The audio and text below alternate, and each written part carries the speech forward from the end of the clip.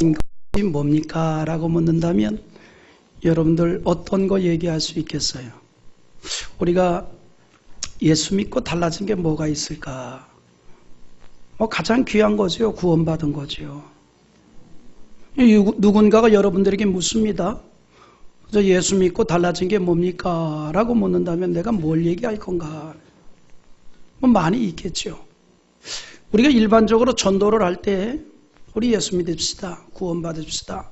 예수 믿고 큰 복을 받읍시다. 이렇게 전도하잖아요. 예수 믿고 망합시다. 이렇게 전도하는 사람 없잖아요. 그래서 사람들이 우리가 일반 종교학적인 의미로 예수 믿는 걸 생각하잖아요. 이 땅에 여러 이제 기독교를 제외한 수많은 종교들이 있지 않습니까? 사람이 만든 종교들이 있지요. 그런데 사람이 만든 모든 종교의 특징이 있습니다. 그 종교가에서 섬기는 절대자를 위해서 그 종교가 있는 게 아니고 누구를 위해서 있는 거 아니? 자기를 위해서 있는 거예요. 그래 절대자를 섬김으로 인해서 내 가정이 잘 되고 내 사업이 잘 되고 내 자녀가 잘 되고 이런 의미죠. 그런 의식을 가지고 예수를 믿게 되니까 어떤 생각을 갖습니까? 예수 믿으면 가정도 잘 되고, 예수 믿으면 직장도 잘 되고, 예수 믿으면 사업도 잘 되고, 이런 의식을 가지고 교회를 나왔단 말이죠. 그런데 교회를 나오고 나서부터 공교롭게 실직이 되고, 교회를 나오고 나서부터 장사가 잘 안 되고, 교회를 나오고 나서부터 감기가 한번 걸리면 한두 달씩 가고, 그러면 은근히 이런 마음이 들어요. 뭐야, 교회 나가도 별거 없네. 이런 마음 할 수 있거든요. 그런데 본질을 잘못 알았기 때문에요. 본질을 잘못 알았기 때문에. 여러분, 그렇게 생각을 하고 그런 의식으로 우리가 예수를 믿고 교회를 나왔다면 정말 성경에 이해할 수 없는 사람을 우리가 오늘 만나게 됩니다. 예수님을 만나서 세상적으로 쫙 열리는 게 아니라 세상적으로 완전히 초라해진 사람이 있어요. 아니, 예수를 믿었으면 잘 돼야 될 텐데 예수 믿고 세상적으로는 완전히 초라해진 사람이 있어요. 누구예요? 사도 바울입니다. 그의 모든 행색이 아주 웅색해졌어요. 그러나 바울은 결코 세상적으로는 초라하게 보일지라도 자신의 인생에 대한 후회가 없었습니다. 당당했어요. 지금까지 걸어왔던 신앙의 길, 사도의 길에 대해서 당당했습니다. 사도 바울은 예수님을 만나서 앞서 말씀드린 대로 세상적으로는 참 초라해진 사람이에요. 세상적으로는 참 초라해졌어요. 여러분, 바울이 누굽니까? 그가 예수님을 만나기 전에 그는 미래가 보장된 젊은이였어요. 미래가 보장된 젊은이였습니다. 그는 당시 가장 유대인들에게 영향력을 행사하는 사내들인 공의회 의장의 절대적 지지를 받는 청년이었어요. 그런가 하면 유대인들이 가장 존경하는 율법학자인 가말리엘의 수제자입니다. 그런가 하면 로마의 시민권자예요. 그러니까 세상적으로 모든 걸 다 거머쥐었어요. 정말 미래가 촉망되는 청년이었어요. 그대로 가만히 있으면 정말 탄탄대로를 걸어가는 젊은이였어요. 그러나 예수님을 만난 감격 때문에 그 모든 가능성을 배설물로 여겼습니다. 그리고 스스로 고난의 길을 걸어갔어요. 스스로 어려움의 길을 걸어갔어요. 그럼에도 불구하고 그는 모든 사람들이 다 나와 같은 신앙의 길을 걸어가기를 원한다라고 말합니다. 나와 같은 신앙의 길을 걸어가기를 원한다. 고린도전서 4장 16절에 이렇게 말합니다. 우리 한번 읽어봅시다. 그러므로 내가 너희에게 권하노니 너희는 나를 본받는 자가 되라. 사도 바울이 나를 본받는다라는 말은 무슨 말이에요? 바울의 인격을 본받으라는 말이 아니에요. 바울의 성품을 본받으라는 말이 아니에요. 주를 향한 그의 신앙을 본받으라는 겁니다. 오늘 설교의 제목처럼 오늘 설교 제목이 좀 세지요. 예수로 미친 자. 그러니까 바울의 말을 그대로 빌리면 나처럼 예수님으로 미쳤으면 좋겠다 이 말이에요. 예수에게 미친 자 됐으면 좋겠다는 겁니다. 바울은요, 주님을 따랐던 자신의 신앙에 대해서 당당했어요. 그래서 누구이든지 얘기합니다. 당신도 나처럼 됐으면 좋겠다. 결코 후회하지 않습니다. 우리가 나의 신앙에 대해서 누군가에게 그렇게 말할 수 있기를 주의 이름으로 축원합니다. 당신이 예수를 믿기를 바랍니다. 믿음으로 살기를 바랍니다. 예수 중심으로 살기를 원합니다. 더 나아가 예수에게 미친 자 되기를 원합니다. 결코 후회하지 않을 겁니다.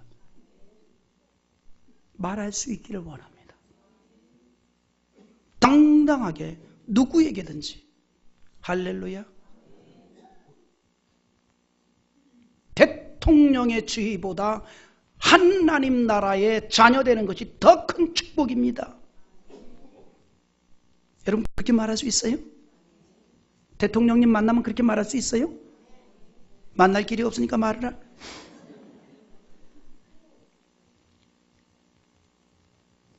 우리가 말할 수 있어야 돼요.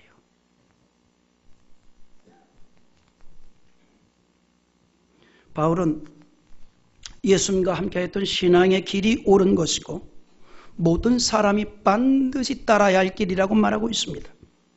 바울 사도는 신앙인으로서 고난의 길이나 복음이 부끄러움이 아니라 당당한 것으로 말합니다. 로마서 1장 16절에 이런 고백을 해요. 한번 읽어볼까요?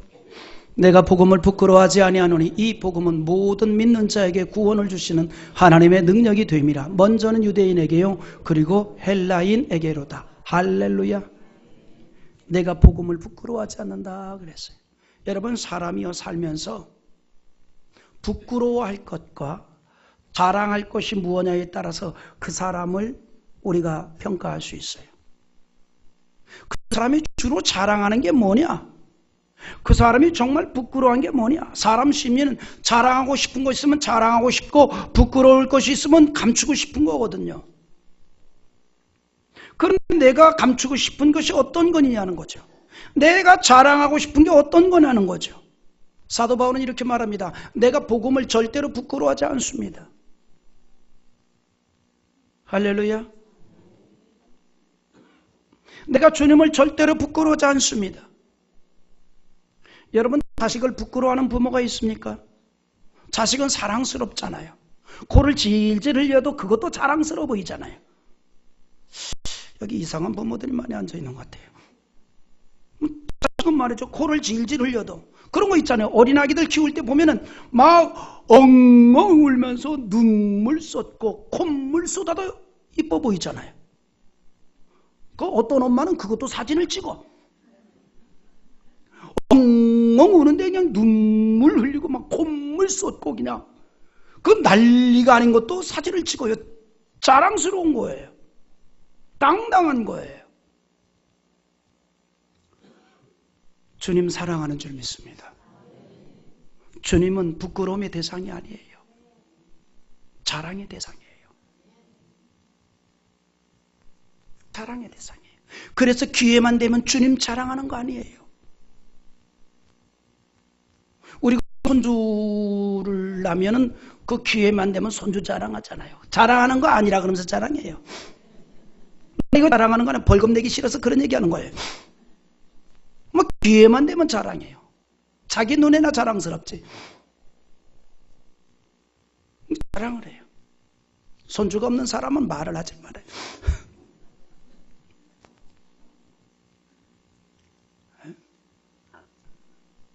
복음은 부끄러운 게 아니에요. 자랑스러운 거예요. 예수님은 부끄러운 분이 아니에요. 자랑스러운 분이에요.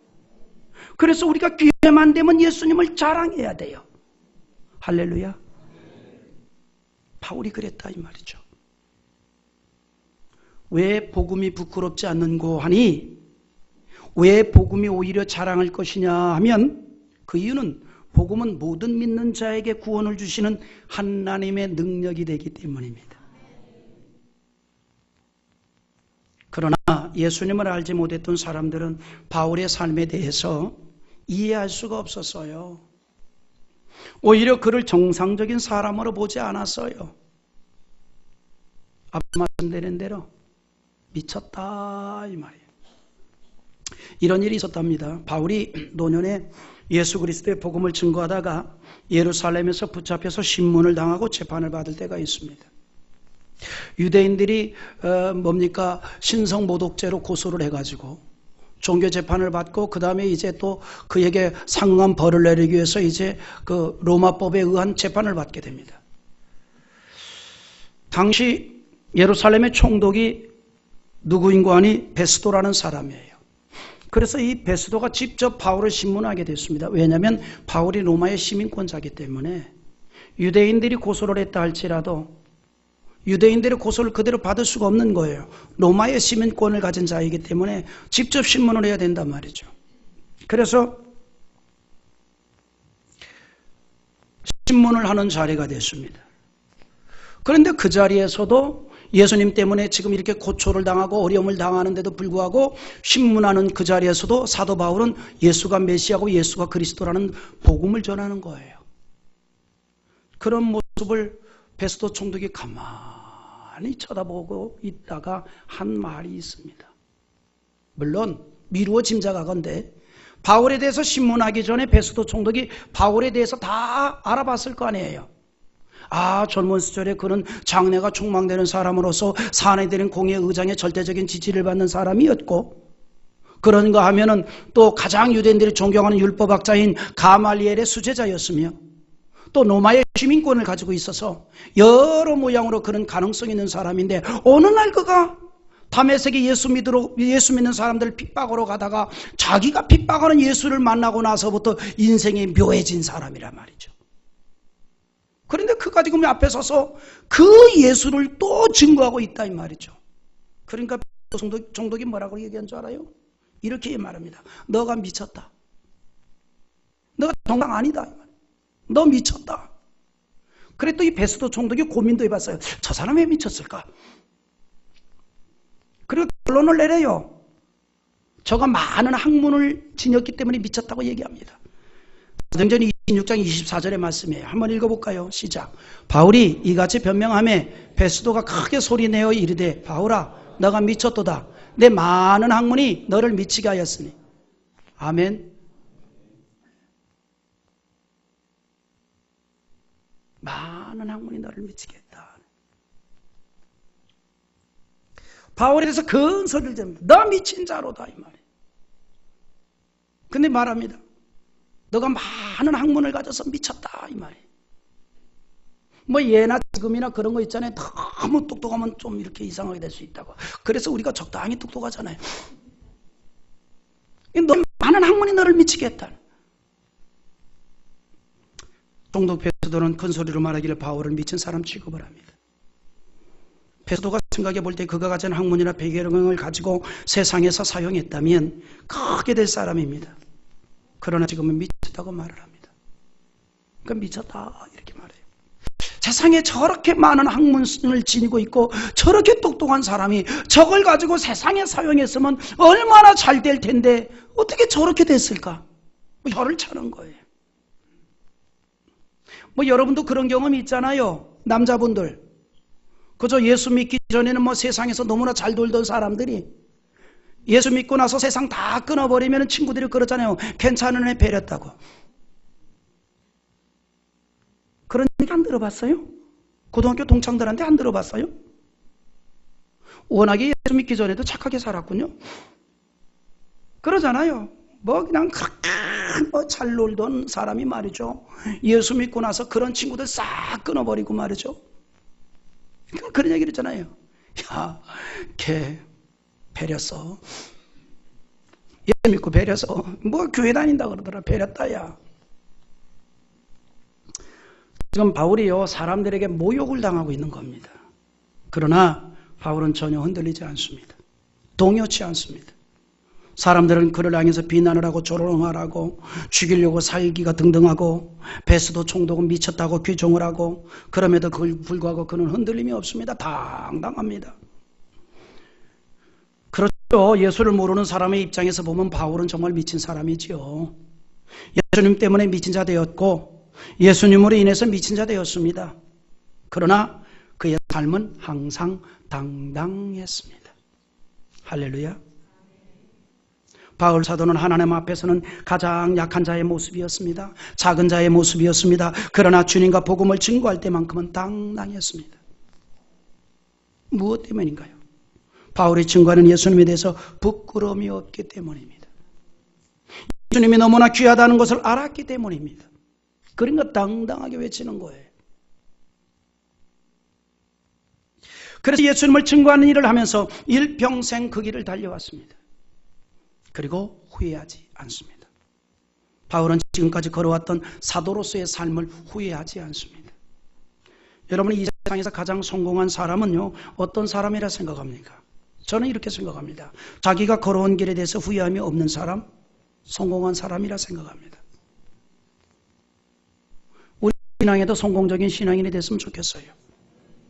우리가 예수님을 만나서 일평생 신앙의 길을 걸어오고 있지 않습니까? 나의 이 신앙의 발걸음에 후회함이 없기를 기대합니다.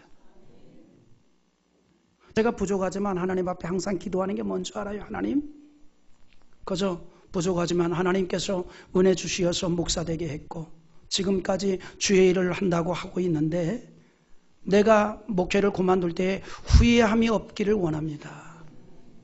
그저 주신 은혜대로 최선을 다할 수 있는 은혜를 주십시오. 후회하면 안 되잖아요. 물론 인생이란 게 지나오면 전부 후회를 해요. 다 후회를 하지만 그러나 우리가 걸어온 길에 대해서 최선을 다했다면 후회함이 없습니다. 주님께서 주신 은혜대로 주님께서 주신 그러한 그 은총대로 최선을 다해서 후회함이 없게 없어서 여러분도 아시다시피 내가 말로는 그렇습니다만 120살까지 목회한다고 하는데 내가 120살까지 목회를 하겠어요. 100살까지는 모르겠지만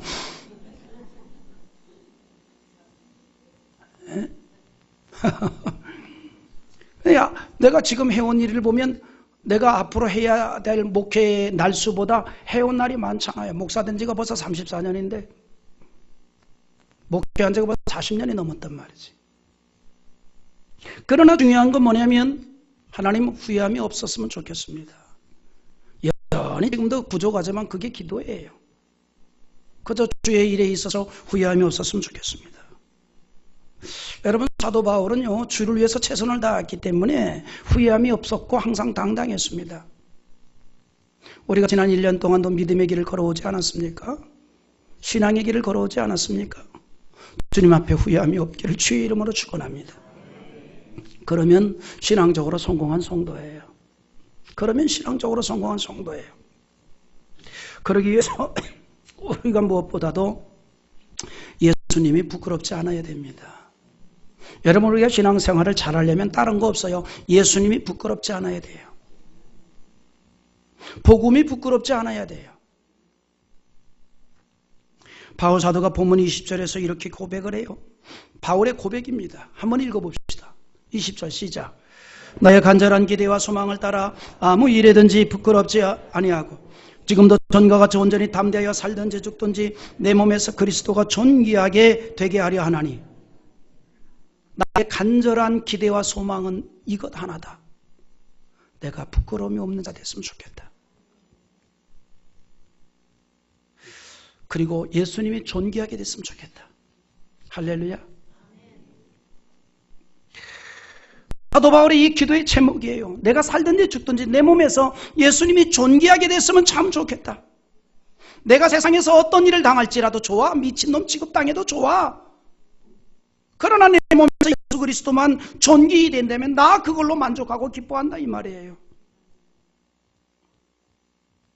사람들이 이 바울에게 너는 정말 미친 자로다라고만 하는데 오히려 이렇게 바울은 말합니다. 그런 나를 너희는 본받았으면 좋겠다.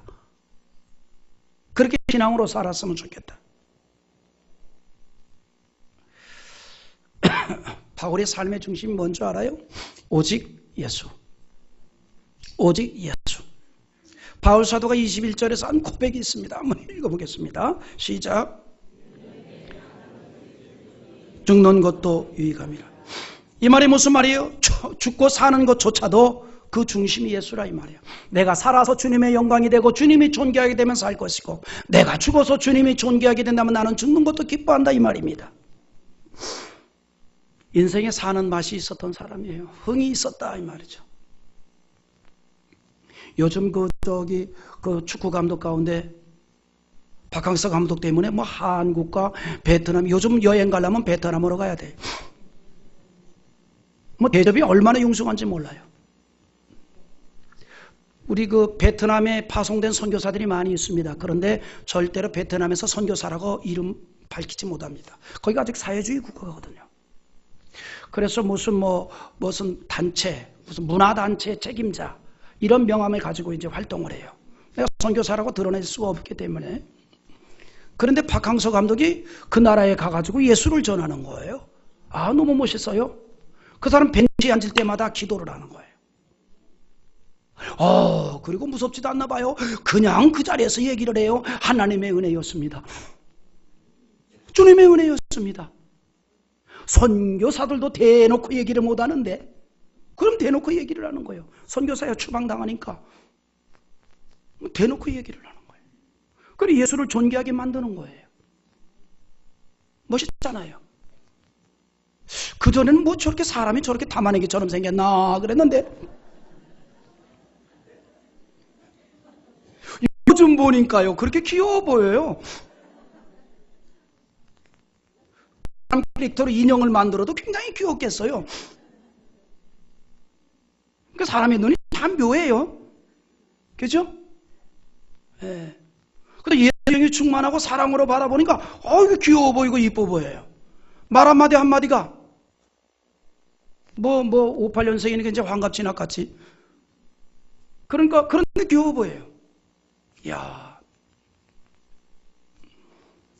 주님이 그 안에서 존귀하게 된 거예요. 여러분을 통해서도 주님이 존귀하게 됐으면 좋겠어요. 할렐루야. 그런데 사도 바울을 가만히 보면 참 고난을 많이 겪은 그런 사도 아닙니까? 그럼에도 불구하고 너무 흥이 났어요. 자신이 당하는 고난까지도 즐겁게 받아들입니다. 흔히 사람들이 이런 말 하잖아요. 아이고 그저 사는 게 재미가 있어야 살맛이 나지. 사는 재미가 하나도 없어 그래요. 여러분 모든 일에도 말이죠. 그 일에 이 재미가 있어야 그 일에 흥이 나고 그리고 그 일을 하면서 살맛이 나는 거 아닙니까? 사람들은 그래요. 세상에서 그래도 살면서 또 돈 버는 재미도 좀 있고 맛있는 음식 먹는 재미도 좀 있고 또 자식 자랑하는 재미가 있어야 되는데 돈 재미가 없어요. 이렇게 얘기하는 사람들이 있어요. 그런데 바울은 그런 것들과 전혀 상관없이 재미가 있었어요. 돈 버는 재미도 없어. 맛있는 음식 먹는 재미도 없어. 자식 자랑하는 재미도 없어. 혼자 살았으니 무슨 자식이 있겠어.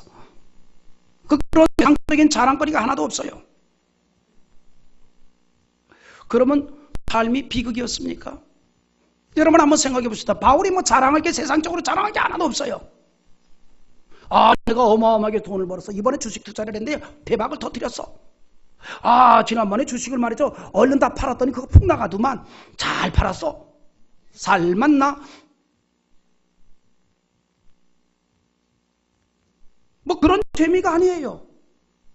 이거 어렵게 땅을 샀는데 그놈이 그냥 10배로 뛰었단 말이지. 내가 미리 하나님이 지혜를 줘가지고서 이번에 그냥 제3기 국토부 장관이 발표한 거 바로 거기 내 땅이야. 그런 자랑거리가 아니라 이 말이죠. 바울은 그럼에도 불구하고 너무너무 재밌었어요. 너무너무 즐거웠어요. 바울에게는 사는 맛이 따로 있습니다. 예수 믿는 재미가 있었어요. 우리 모두에게도 예수 믿는 재미가 있기를 원합니다.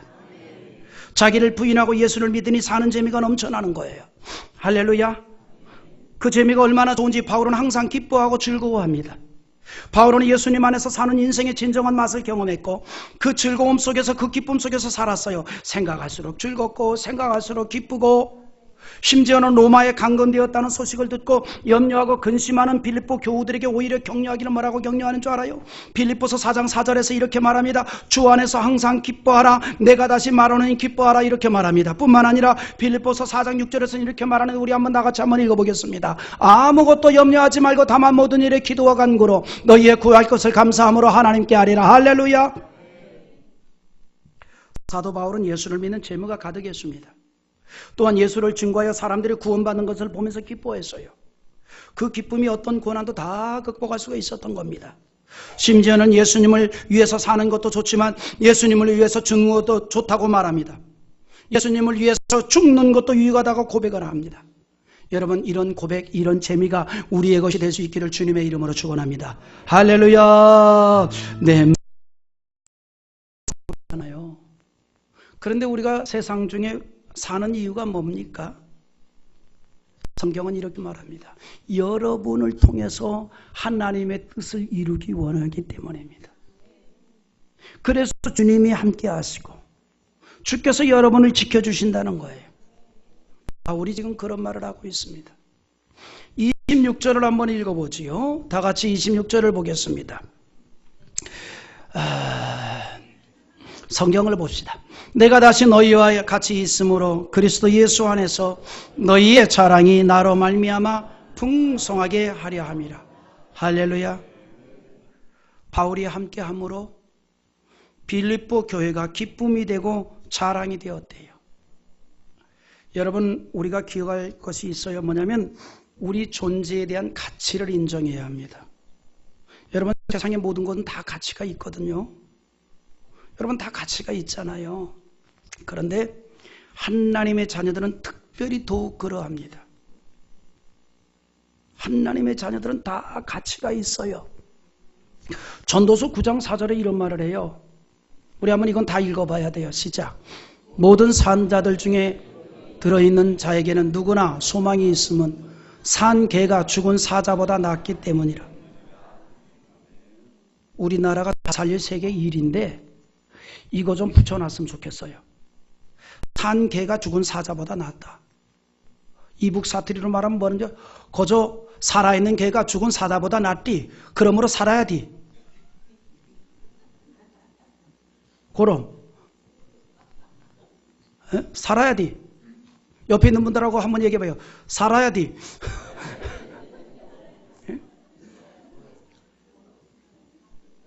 그래도 살아있는 개가 죽은 사자보다 나아요. 여러분, 아무리 유명한 학박사도 죽으면 아무것도 못해요. 땅도 못 파요. 빨래 지켜놓고 A자도 못 씁니다. 그래요? 그런 거예요. 우리가 살아있어. 그런데 그냥 살아있는 게 아니에요. 우리 속에는 소망이 있어요. 천국에 대한 소망이 있어요. 주님의 영광이라는 소망이 있어요. 하나님의 뜻을 이루는 소망이 있어요. 그래서 하나님이 하나님의 자녀들을 특별히 귀하게 여긴다 이 말이에요. 이것이 그리스도인의 가치예요. 세상의 것과 비교할 수 없는 가치예요. 천하보다 귀한 가치예요. 그래서 믿는 사람은 그날부터 하나님께서 가장 가치 있는 인생으로 여겨주시는 겁니다. 그를 통한 하나님의 뜻이 있기 때문이에요. 예수님을 영접한 성도들은 하나님의 소중한 자녀임을 믿습니다. 하나님께서 귀하게 여겨주십니다. 우리의 몸된 교회 안에서 주님을 위한 이제 존재감을 찾아야 되는데 어떻게 찾을까요? 바울 사도처럼 우리의 삶을 통해서 그리스도가 존귀하게 되기를 위해서 기도하면 됩니다. 그리스도의 복음에 합당하게 생활하면 됩니다. 그러므로 우리가 27절에서 하신 말씀을 기억합니다. 오직 너희는 그리스도의 복음에 합당하게 생활하라 그랬습니다. 여러분, 이번 주간은 성탄 맞이하는 주간입니다. 정말 우리가 이 성탄을 맞이할 때에 훗날에 주님을 만나는 그런 마음으로 맞이하기를 원합니다. 어떤 마음이에요? 주님을 위해서, 주님과 복음을 위해서 기쁨으로 살았던 그 은혜로 우리가 성탄을 맞이했으면 좋겠어요. 우리가 주를 위해서 굉장히 고난을 받았고 우리가 주를 위해서 많은 어려움을 당했다면 주님 만날 때 얼마나 감격스럽게 만나겠어요? 얼마나 기쁨으로 만나겠어요? 이번 성탄절도 그런 성탄절이 됐으면 좋겠어요. 그래서 정말 메리 크리스마스, 기쁜 성탄절이 되기를 원합니다. 할렐루야. 사도 바울이 로마서 14장 8절에 하신 말씀인데 마지막 우리 말씀 읽고 마치겠습니다. 우리가 살아도 주를 위하여 살고 죽어도 주를 위하여서 죽나니 그러므로 사나 죽으나 우리가 주의 것이로다. 모든 것이 주님의 주권에 있다는 고백입니다. 여러분, 우리도 그런 마음으로 옆에 있는 분들과 인사 한번 나누고 이제 마치겠는데 이렇게 한번 인사합시다. 극한 눈길을 보내면서 당신이 있어서 좋습니다. 권미경 집사님은 앞뒤로 해야지. 앞뒤로 다시 한번. 자, 당신이 있어서 좋습니다. 시작. 당신이 있어서 좋습니다. 그 다음 말이 더욱 중요한 말이에요. 사나 죽으나 주님을 위해서 살아갑시다. 이런 성도는 메리 크리스마스가 될 거예요. 기쁜 성탄절이 될 줄 믿습니다. 이 말씀 기억하며 우리 한번 합심해서 기도하기를 원합니다. 주여 한번 부르시고